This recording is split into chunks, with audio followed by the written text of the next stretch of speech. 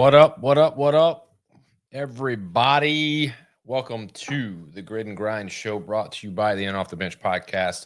I am your host, Daniel Ball. And before we get going into all things United Grid League action, I got to plug the sponsors. Chinook Seedery, whether you're on the field or in the boardroom signing deals, Chinook helps you get the job done.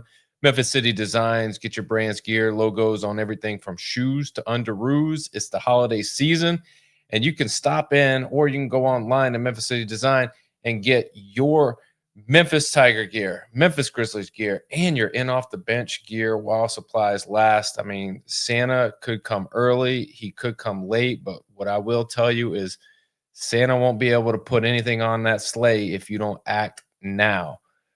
Relief Chiropractic, Hernando DeSoto counties. Check out my boy, Dr. Vic Robinson, who is really rejuvenating people and adding years to their life. I'm telling you, go see him. He's a magic man, and he will take good care of you. Finally, Old Dominic Distillery. Experience 150 years of tradition in the heart of downtown Memphis. From bourbon to vodka, whiskey to gin, Old Dominic's got you covered. You can stop in today for a tour or just to pick up your favorite bottle. And as always, tell them DB, tell them Jim, tell them the Off the Bench crew sent you. And that is it. We got to get into some grid action. Obviously, a jam-packed weekend with a lot to talk about. The Grid League, the end of the Grid League season was supposed to culminate in Vegas a few weeks back, if you guys remember. But Hurricane Milton and, just wreaked havoc on travel plans and teams in Florida trying to get out there. The Grid League did an amazing job of putting together a very competitive event while they were there, but unfortunately being able to give full credit for matches and point differentials and just, making it all work, in a fair manner. It came down to the fact that this weekend, the playoffs, prior to the playoffs starting on Sunday, they needed to finish up some regular season matches. So we'll get into that now. Obviously, you heard me put together the standings and the playoff scenarios last week, and it really brought to the fact that there were two teams that were really vying for spots, the Aces and the Palms, and then two teams who were in that were trying to maintain spots. But the first match, the South Beach Palms taking on the Tampa Bay Brigade, and the way it shook out was Briley Hanson's Palms team, they needed to win by 5 or more points in order to catapult them to the playoffs. They did what they needed to do, which, I explained this is you want to go out and win. You want to, take matters in your own hands and don't worry too much about what other teams have to do. The unfortunate part is the Palms, despite, winning, their point differential wasn't enough to catapult them into a top 4 seed to make the playoffs. I will give credit to Briley Hanson, the coach and owner of the South Beach Palms. She did an amazing job. I mean, they talked about depth on the broadcast and lack of just having to fill roster spots and never really having a solid inroad with who was starting, who was not, and who was doing what. But they did a great job. They went out and they won. They beat a very good, very experienced Tampa Bay Brigade team. And put themselves in a position. Unfortunately, not enough points. They didn't win by enough points to move the needle for them. But the Brigade, you want to give a shout out. Jess Kreisman, she, obviously had a baby, came back. She was in attendance. She was there. She was on the sidelines, but she relinquished a lot of the coaching duties over to Tomas Pacenda, who did an amazing job with the limited time that he had to prepare and everything that was going on with hurricanes and trying to make sure everything is intact and trying to get practice and trying to see who's who and who's what. Did a great job, got them into the playoffs. They didn't win the match against the Palms, but, I'm going to have them on the podcast next week. And one of the things I'm going to ask both of them is knowing that you you don't necessarily have to win, but you got to keep it close. And if you keep it close, then you might have to 3 more matches left in the weekend. Were you trying to conserve something against the Palms and just keep it close, or were you really trying to throw out the best lineup that you could to win? Because there is some gamesmanship that goes into that, especially if you've got 4 matches on deck in order to win it all, and you don't want your guys to be fatigued. And it's a tough situation to be in, a tough scenario, but they did a great job. They got themselves the 4 seed. Obviously, that drew the number 1 seed Sharks the following morning, but you just got to get in, and that's what the Brigade did. The second match of that day was another regular season finale between the Aces and the Lions. And let me tell you something. The Aces showed up, showed out, and, Queen Taylor Stallings doing what she does best, just, taking over. They had a sandbag malfunction in one of the matches. They had to rerun and restart, but the Aces did enough to take down the Lions. One of the things I did want to show, I found it kind of funny. Eric Cardona, being the master that he is, he's a bodyweight specialist. He can do a lot of things. Former MVP of the league, but bro, you got to read the room, and I want to show you Make up some ground. Alex Velez trying to do so as well. Eric Cardona already on the backflips. His glasses flying off. No problem. Off. He doesn't need a C to do those. 1 rep remaining for the Lions, and they are going to walk. Is he strolling briskly to the finish line? That's right. She put on his glasses, jacket. Eric, bro, you're great. You're amazing. I love you. I got a lot of love for you, but you're down 6 in a must-win match, and we're going to walk off on our backflips. You got to do better, man. You are better. What can I say? I can't do a backflip, but that's just me, personally looking at it going, oof. We're celebrating when we're getting our ass kicked. So there's that. Obviously, all things aside, Eric is a bodyweight specialist, and backflips is something he can do and do it very well. Something that a lot of people cannot do. So shout out to him. Kudos for him. He did win the match. He's showing out. He's showing himself, marketing him, and putting him out there. But they were getting beat pretty bad, and to walk it off like that, that's kind of silly. But that's neither here nor there. Aces pick up a big W. They do what they needed to do, and they move into the playoffs the next day as the number 3 seed, and they will draw the number 2 seed, the Atlanta Wild. We move forward into Sunday's matches. I'm going to call them, for the sake of making it easy, semifinal matches. You got the Brigade and the Sharks squaring off. Not the most sound match, I would say, but it did come down to the very end. It was, a little back and forth, a little bit of miscues here and there on both teams, as far as just not being super efficient with, transitions and movement patterns, but both, put on a really good, probably one of the better, it was the best match, I think, of the weekend, the closest for sure. So I want to play a little bit of that for you, so you can see, how this ended. So we'll pick up in the sprint relay, because that's what it came down to. It was 12-11. The Sharks were up. So basically, let me set the stage for you. If the Brigade win this race, they're going to get 2 points.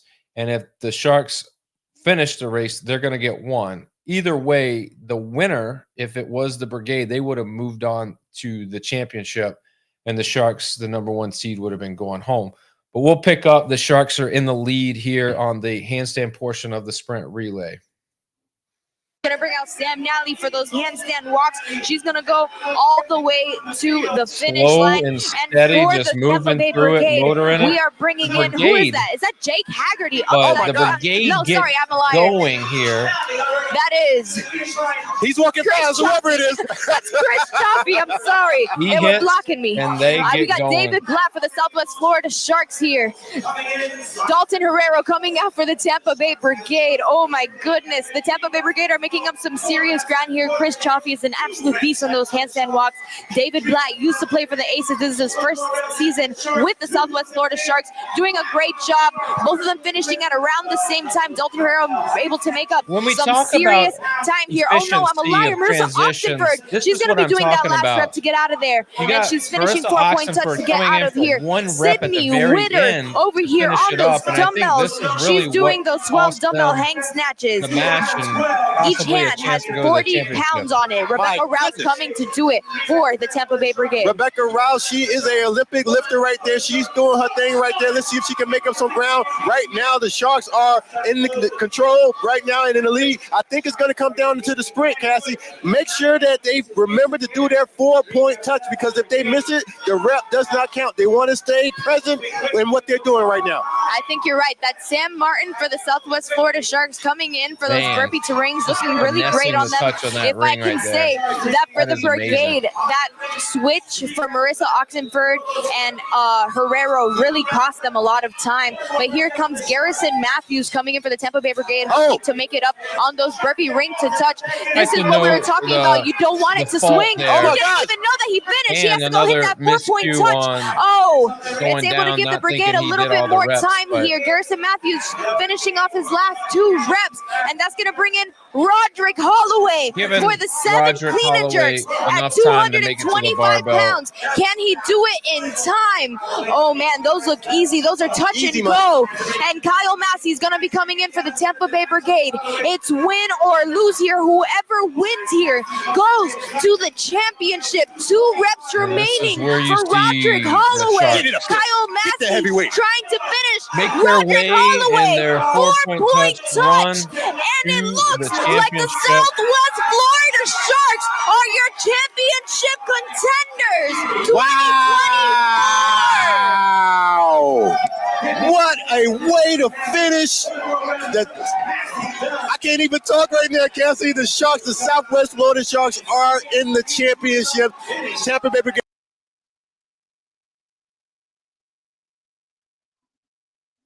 You couldn't ask for more in a match that had as much as that one did on the line. You know, going to the championship, winner gets in, loser goes home, and the Sharks took it down. You know, despite some miscues, they were able to take it. And to be honest, this was one of those matches, due to it being so close, it took a lot out of the Sharks. And obviously, you know, when you turn around a few hours later and you got to, you know, go after it again in the championship, I would be curious to know if any of that was an issue.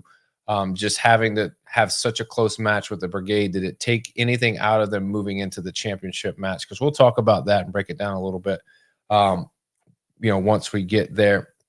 What I will say is the next match, the Wild, the number 2 seed, taking on the Aces, who earned their number 3 seed. And you know, the Wild started strong. I mean, it was them out the gate, coming out hot, and I want to say it was 8-3. And another, you know, Eric Cardona moment. You know, Darren Lasso, another guy that I enjoy watching and I love. Great dude, great at grid. However, I got to show you this. Dominant right now. The Aces did throw their bonus flag on this ringer point, so hopefully it pays off for them. There's a lot to be done here to make up some ground for them. Layer ready. Stand by. Race. Amanda Fisher versus Darren Lasso running to the second quadrant. You have to do triple unders. That means that rope has to pass through Look at that 3 rope fly. times underneath before they move on. Darren Lasso already finished, Derek. and he He did the step. He finishes. did the step. Night. Oh, Dikembe Mutombo, the Steph Curry 99, the Dikembe Mutombo. And another one of those situations where act like you've been there, Darren. Pretty sure like the Aces have won a championship before, and you were down a lot. And we're gonna do night night and Dikembe Mutombo finger wag. Just silly again. I will say this. Maybe that's what the Aces needed to propel them and get them going, because they did. They got back in the match after that. They threw the bonus flag. They got their points. They cut the deficit significantly and had a chance to do some things, but it was just the Wild. They were just too much for them to take. I mean, they were fresh. They were coming in ready to roll. And I'll give you I did miss the first one or two there. Daryl McNeil was out of there first. It's going to bring up Alex Hollings. He's going to do those clean and jerks. It's going to come down to those clean and jerks. Who's the fastest on them? Griffin Roll coming out for the Wild versus Alex Hollings. Who can finish first? They're both touch and go. 3 reps remaining for the Aces. Here we 2 go. reps remaining for the Wild. Coming down to the wire. Can Griffin Roll finish in time? Alex Hollings, 4-point touch. Griffin Roll, 4-point touch. And it looks like the Wild did finish. And the Aces won the sprint relay, but because of the points, the Wild are going to the championship, Byram. Yeah, they did not have to rush through that last rep. You see them kind of take. You could see it there. Didn't have to rush through it. Excited. I'll say this about the Wild. In that moment, you could have been overly excited and just fired up and pumped up, which, I would have supported that. But in this particular moment, they looked excited, but they did look like a team that the mission hasn't been accomplished yet. They knew that by winning that, it was just one more step closer to the ultimate goal, is winning the championship. So that sets up, a little bit of a break for the day. And then you got the number 1 team throughout the regular season, the Southwest Florida Sharks, taking on the number 2 team in the regular season, the Atlanta Wild. And when you picture a championship game, like, I don't think you can picture anything better than number 1 versus number 2. For everything, for all the marbles. And, it was a championship, but it was just a complete beatdown, really. I think the Sharks had a lot taken out of them grinding through that win against Tampa Bay, but the Wild winning, I would say, pretty easily. There was some moments against the Aces where they were having to push a little bit, but they were up big early. They relinquished a little bit. They cut into it, but inevitably they ended up winning by 3. And, I give a lot of credit to the Wild for going out, doing exactly what they needed to do. And, they stayed as fresh as they could and strong for, that championship match. And it showed, because they won almost every single race. Just a complete beatdown. And I say beat down, but I mean, the Sharks are a great team. Very good, very strong, very good at everything. I mean, you're not number 1 throughout the regular season unless you're doing something right. But we'll take a look here at the Wild. 315 pounds. Griffin Raleigh coming out to finish them off. Meanwhile, Luis Guillermo Nunez already finishing them off. 4-point touch. And that is a race win for the Southwest Florida Sharks. Nice win by the Florida Sharks there. I'm looking at those Purple Heart. What a way to finish it. You got to finish it with the gold bars and the purple plates. What a better way to finish up. Shout out to Valor Fitness. And what a great finish to our season. The 2024 champions are the ATL Wild. The ATL Wild, the champions. I mean, that's unbelievable. Great season. Great way to, get the last seeds into the playoffs with those 2 regular season matches on Saturday. And then just a great semifinal and final matchup to determine the 2024 champion. Shout out to the Atlanta Wild.